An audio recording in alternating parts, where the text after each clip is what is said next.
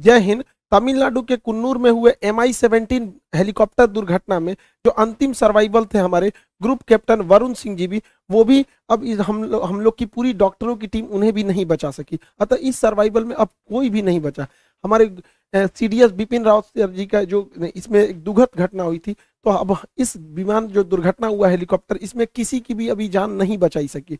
बहुत हम लोग के लिए एक बहुत ही बड़ी क्षति है। क्या कीजिएगा, शायद भगवान को भी एक अच्छे सेनापति की जरूरत थी, ऐसे कुशल योद्धाओं की जरूरत थी जो उन्होंने भारत से उठा लिया। अब क्या होता है कि एक उम्मीद लगाया गया था कि जो कैप्टन वरुण सिंह जी हैं, ये बहुत ही बहादुर कैप्टन, तेजस जहाज जो दुनिया का इकलौता जहाज है जो आज तक कभी क्रैश नहीं हुआ है, वो इनके बदौलत, क्योंकि एक बार तेजस जो था हवा में उसका इंजन खराब हो गया था।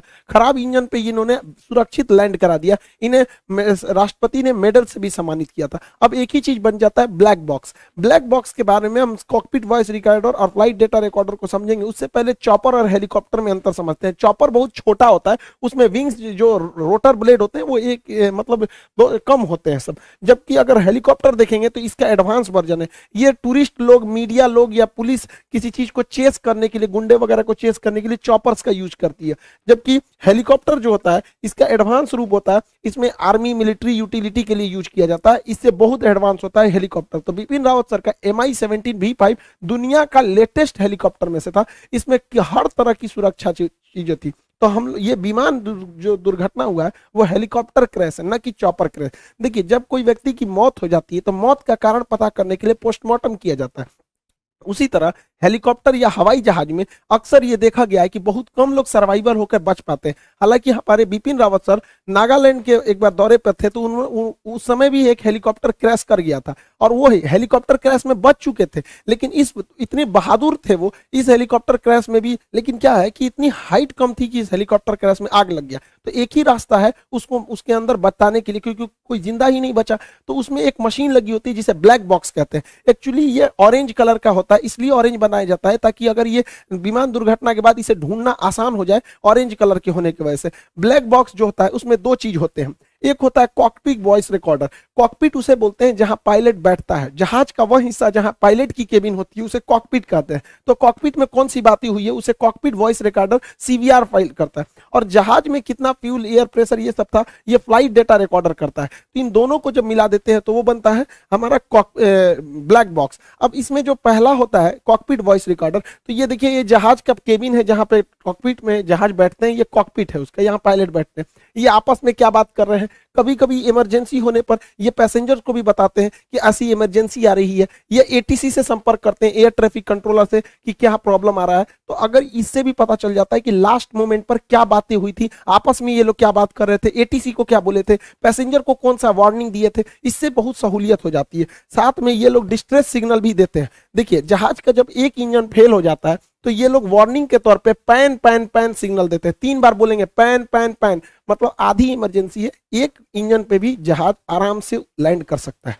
लेकिन यदि दोनों इंजन खराब हो जाता है तो इसमें मेडे मेडे का सिग्नल दिया जाता है। मेडे मेडे मेडे मतलब एक्सट्रीम इमरजेंसी है। ये हेलीकॉप्टर और मतलब विमान दोनों के लिए होता है। बिपिन रावत सर के हेलीकॉप्टर से लास्ट में ना पैन पैन का कोई डिस्ट्रेस मैसेज किया गया, ना ही मेडे मेडे का कोई डिस्ट्रेस सिग्नल दिया गया। लास्ट बात यही थी कि हम 5 मिनट के अंदर हम एयरबेस पर लैंड कर जाएंगे यहाँ पर। उसके बाद अचानक रडार से गायब हो गया। तो ये सारे रिकॉर्डिंग को रखता है कॉकपिट वॉइस रिकॉर्डर। अब जो दूसरा होता है इसका ब्लैक बॉक्स का दूसरा अंग होता है flight data recorder. Flight data recorder में 80 से ज्यादा आंकड़ों को रिकॉर्ड किया जाता है कि ये रोटर ब्लेड कितनी तेजी से घूम रहा था, बाहर हवाएं कितनी तेजी से चल रही थी, कितनी हाइट पर था, फ्यूल कितना था, दाहिनी ओर कितना झुका था, बाईं ओर कितना झुका था, पीछे का रोटर ब्लेड कितना तेजी से लड़ रहा था, टेम्परेचर कितना था, हवाएं किस दिशा से आ रही थी, कितने प्रेशर थे, फ्यूल काम कर रहा था कि नहीं, कोई दुश्मन का रडार तो नहीं आया था, कोई मिसाइल से अटैक तो नहीं हुआ। जितनी चीजें होती हैं 80 से ज्यादा चीजों को यही बताता है कि ये पीछे से कितना डिग्री उठा हुआ था, आगे से कितना डिग्री था। ऐसे 80 से ज्यादा आंकड़े जो रिकॉर्ड रहते हैं वो फ्लाइट डेटा रिकॉर्डर में रहते हैं। तो जो कॉकपिट वॉइस रिकॉर्डर और फ्लाइट डेटा रिकॉर्डर को एक साथ सुनकर हम इस नतीजे पर पहुंच सकते हैं कि आखिर लास्ट मोमेंट पे क्या था।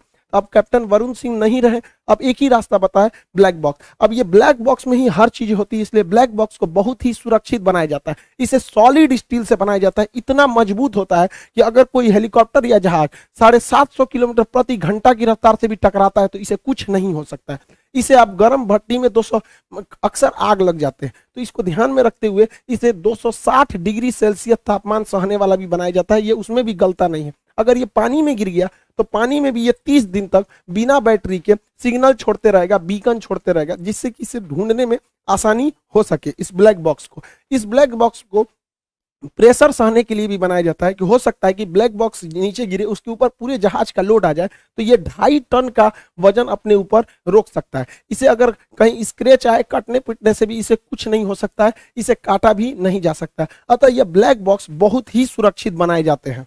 बिपिन रावत सर का जो हेलीकॉप्टर क्रैश किया, इस पे शक की नजर इसलिए आ रही है कि इसने मैडे मैडे या पैन पैन का कोई सिग्नल ही नहीं दिया, सब कुछ नॉर्मल चल रहा था। उसके बावजूद अगर देखिएगा तो ये हेलीकॉप्टर है और जमीन से इतना पास आ गया है, अचानक ये धुंध में चला गया और यहीं से 100 मीटर आगे जाके ये टकरा गया। इतना सब होने के बावजूद पायलट ने कोई भी स्ट्रेट सिग्नल नहीं दिया, ना ही बोला कि मौसम की गड़बड़ी, ऐसा कोई भी सिग्नल नहीं दिया गया। जबकि 500 मीटर ये जहाज जो था अपने रूट से भटका था, रास्ते से। जबकि वीवीआईपी लोगों को ले जाने वाला हेलीकॉप्टर, जिसमें राष्ट्रपति, प्रधानमंत्री जैसे, सीडीएस जैसे बड़े पद होते हैं, सेनापति होते हैं, उनका रास्ता नहीं भटकना चाहिए, जबकि यह हेलीकॉप्टर 500 मीटर अपने रास्ते से भटका था। तो इसलिए भी इस पर शक की नजर जा रही है। दूसरा, यह हेलीकॉप्टर जो था अब तक का सबसे इंडिया का लेटेस्ट और एडवांस हेलीकॉप्टर है। इस हेलीकॉप्टर में किसी भी तरह से, अगर कुछ लोग कह रहे कि पुराना, देखिए पुराने हेलीकॉप्टर इसमें नहीं, चीता चेतक जो है वो बहुत पुराने हो चुके हैं, हम उनकी बात नहीं, ये एकदम एडवांस वर्जन है। मी 17 का भी एडवांस वर्जन है, MI-17 V5, ये एकदम एडवांस वर्जन है ये हेलीकॉप्टर का। तो लेकिन अभी जब तक कुछ नहीं कहा जा सकता अभी, क्योंकि कयास ऐसे भी लगाए जा सकते हैं, क्योंकि बिपिन रावत सर जो है ये बहुत मुखर थे, ये चाइना के प्रति, पाकिस्तान के प्रति बहुत मुखर थे। 370 हटाए जब गया था तो फुल कॉन्फिडेंस में गवर्नमेंट को इन्होंने लिया था, या गलवान की इंसिडेंट में भी। अब नरवणे साहब को ये जिम्मेदारी देखिए अब किस तरह से आगे होता है। हालांकि सेना के सभी अंगों में जो भी कमांडर के रैंक पे है, जो सेनापति है, उनमें योग्यता की कोई कमी नहीं रहती है।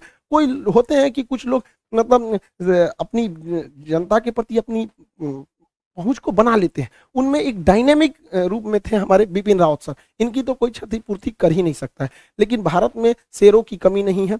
हमारे देश में जब भी लोग रहेंगे, हमारे बिपिन रावत सर का नाम हम लोग हमेशा याद करते रहेंगे। वो हमारे दिलों में है। भगवान को भी ऐसे ही सेनापति की जरूरत थी, इसलिए वो ले गए लोग। इनको हम सच्ची श्रद्धांजलि देते हैं। ये एनडीए से थे, फिर सीडीएस में ट्रेनिंग लिए, आईएमए में ट्रेनिंग लिए, उसके बाद से ये इनके पिताजी की ही कमांड में ये भी आगे गए, एक छोटे से गांव से निकलकर एक देश के सेनापति के पद को संभाले। इस पल को कोई कैसे भूल सकता है जब बिपिन रावत सर जो है वो मेडल दे रहे हैं, बेस्ट कैडेट का वहां पे ट्रेनिंग कर रहे हो। हमारी भी कोशिश रहेगी कि आने वाले समय में जो सीडीएस साहब है वो हमारे बैच के बच्चों को भी कैडेट का, बेस्ट कैडेट का अवार्ड दे सके, चाहे वो एयरफोर्स में जाए, आर्मी में जाए, नेवी में जाए। हमारी भी पूरी कोशिश रहेगी। यही सबसे बड़ी श्रद्धांजलि होगी हमारे बिपिन रावत सर को, कि गांव के लड़कों को भी आगे पहुंचाया जा सके एनडीए और सीडीएस में। देखिए, तीनों सेनाओं में जाने के लिए सबसे बेटर रास्ता होता है NDA, national defence academy. 12th के बाद इसमें जाया जाता है, 900 नंबर का एग्जाम होता है। इसको पास करना, पढ़ने वाले ने इसमें पास करने के लिए एक खास तरह की स्ट्रेटजी चाहिए। हम लोग जब पढ़ते थे तो 2+2 स्ट्रेटजी को लगाते थे और वही 2.5-3 महीने में आराम से रिजल्ट हो गया। एसएसबी हुआ, फिर हम लोग का मेडिकल में हो गया, वो अलग बहुत 10-12 साल पहले की बात है हो गई है। तो हमारी कोशिश यही है कि जो बच्चे गांव की पृष्ठभूमि के हैं वो कहाँ से इतनी लंबी फी एफोर्ड कर पाएंगे। हमारे पास एक लड़का आया था करने के लिए कि सर हम इंडिया में 40-50 हज़ार रुपया फीस दे के आए। गांव का लड़का नहीं दे सकता है। हमारी सोच है, हम सोचते हैं कि गांव का एक लड़का जिसके पिताजी अगर ठेले पे सब्जी भी बेचते हैं तो वो एनडीए क्लियर करे और आगे जाके वो पायलट बने, ताकि वो माँ बाप का साथ देश का भी नाम रोशन कर सके। इस वजह से इंडिया में सबसे नॉमिनल फी में, जिसको हम बताते हैं ना, एक रिक्शे वाले का भी लड़का इजीली एफोर्ड कर सकता है इस 3 महीने के सिलेबस को। तो हम लोग ये, हमारे हिसाब से हमारी यही श्रद्धांजलि थी कि हम उस खाली जगह को भर सके, ताकि देश में तो वीरों की कोई कमी नहीं है।